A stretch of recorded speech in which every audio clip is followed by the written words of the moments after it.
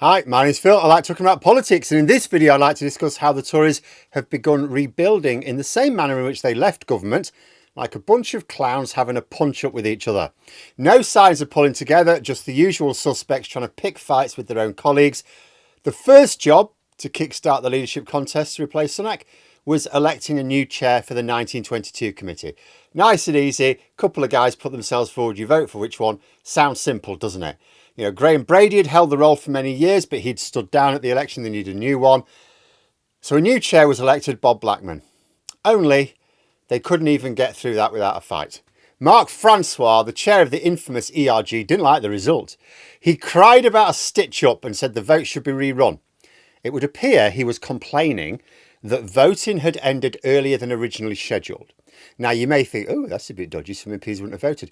However, Blackman won with 61 votes, and there are 121 MPs. So he won over half the votes available. So any MPs who didn't cast their vote in time, it doesn't matter if all of them had cast them for the other guy, like Blackman had won. Once you've gone past the 50% mark, that is it.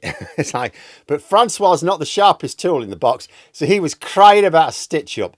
The same man who said we shouldn't rerun the tight Brexit referendum, even for a confirmatory vote after the conditions became clear, even though the High Court itself officially ruled the referendum campaign to have been, in his words, a stitch-up.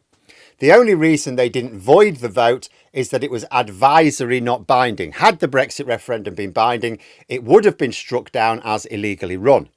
So Francois taking part in a vote with a narrow result which he didn't like and calling for it to be rerun because, get this, his colleagues didn't know what they were voting for, just blew up another irony meter. But that was just the start. We now know that Francois at least is prepared to cause trouble at the slightest thing. I mean, this was over the election of a chair, it's no big deal. But he's not going to be the main focus of the party over the next few years. That will be whomever they select as leader. And the front runner is Kemi Badenoch, who was kicking up a bigger stink than Francois. A couple of days ago, the new shadow cabinet met. Some of what Badenoch said at the meeting was leaked to the Times, who of course published it.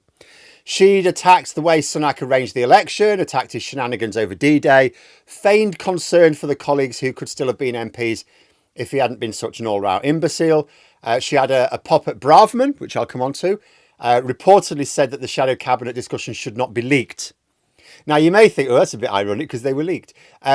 Yeah, no irony to it. Badenoch leaked them. Or rather, someone on her behalf. She wouldn't have been stupid enough to do it herself.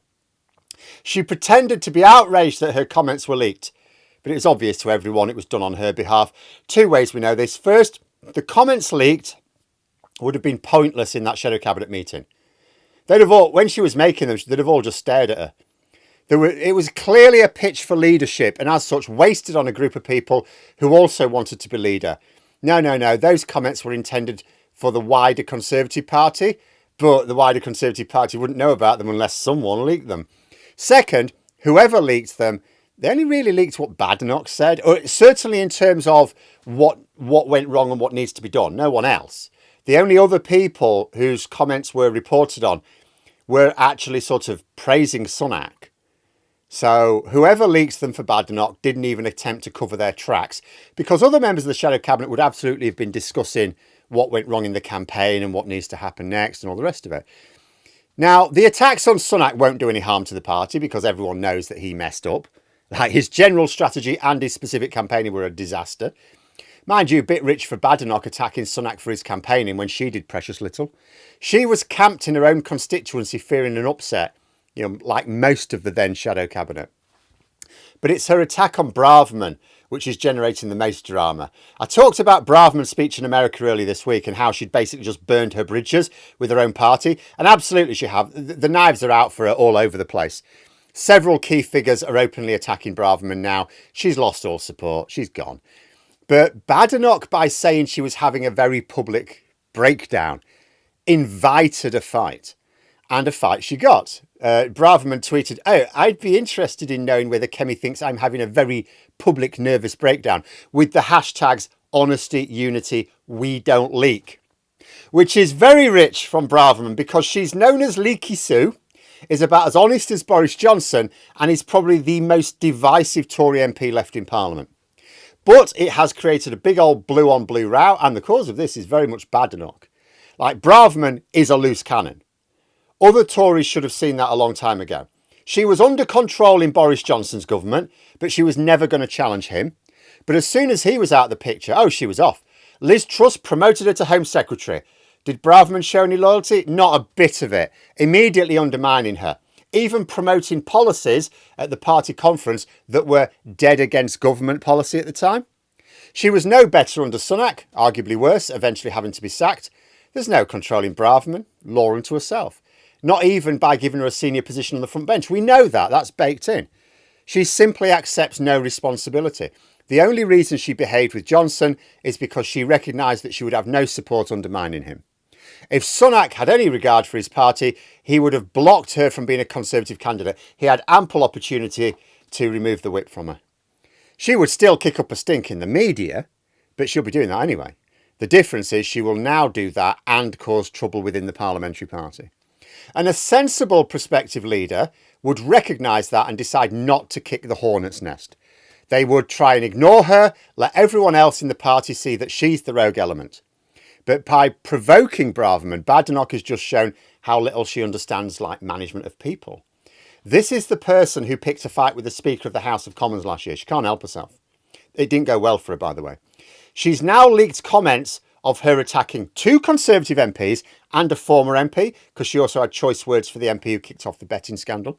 Now, all of the people she attacked were worthy of attack, right? And all of the things she said about them were perfectly true. But by making them herself, Badenoch has shown she's not about bringing people together. She's about attacks, divide and rule. And you think, okay, so then what happens? She's made leader. What happens when she starts to fail? As fail she will. Just like Liz Truss and Rishi Sunak, she's not going to do well in parliamentary debates. She's as mad as Liz Truss and as bad at politics as Rishi Sunak. It's going to be quite interesting if she takes over. I think we're going to see something that's like the worst features of her 2 immediate predecessors. Now, she won't be able to crash the party's reputation like Liz Truss did because she won't be in power. It'll only be her general lunacy rather than specific actions.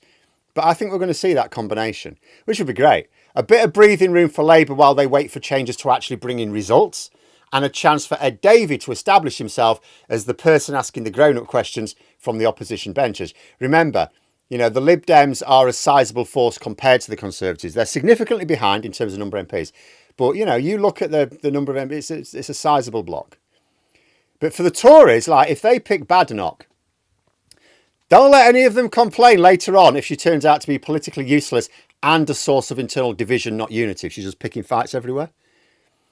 Mind you, it's not like they've got a list of credible alternatives. I'm actually wondering, with the leadership contest coming up, you remember back to 2022 when Boris Johnson stepped down and they had their leadership contest and they were all attacking their own party in government, their own record. They were basically doing, Labour just sat back and watched and clipped the odd thing and put it out there. They were doing Labour's job for them. They really did. They had to eventually cancel at least one debate, didn't they? Because they were so damaging to the party brand. I wonder if the next leadership contest is going to be just as bad. Because they're not even trying to stay in power at this point. Could be quite interesting. But then you might think to yourself, you look at Badenoch and you think, okay, she'll be a disaster. But then whoever comes next is drinking from a poison chalice anyway. And if they don't pick Badenoch, she'll just be waiting there as the heir presumptive until they do. So maybe they should just hit the Badenoch button early, get it out of the way, work on developing the profile of a serious potential leader. Because if you look at the prospective candidates, all of them are unsuitable. They're all useless. I don't mean unsuitable as in they're Tories. They're all going to be Tories. I mean, actually, they're no idea. They're not going to come across as credible to the public. So develop someone who is that people don't really know about at the moment or has a low profile, while she makes herself look ridiculous to the country. If Badenoch keeps picking fights with Braverman, they'll probably even get the bonus of the latter leaving the party, whether it's by having the whip withdrawn or just defecting to Reform UK straight away. But there we are. Those are my thoughts. If you enjoyed the video, please subscribe for further content and click the like button. You can also sign up for memberships if you'd like to support the channel further. Thanks for watching, and until next time, I'll see you later.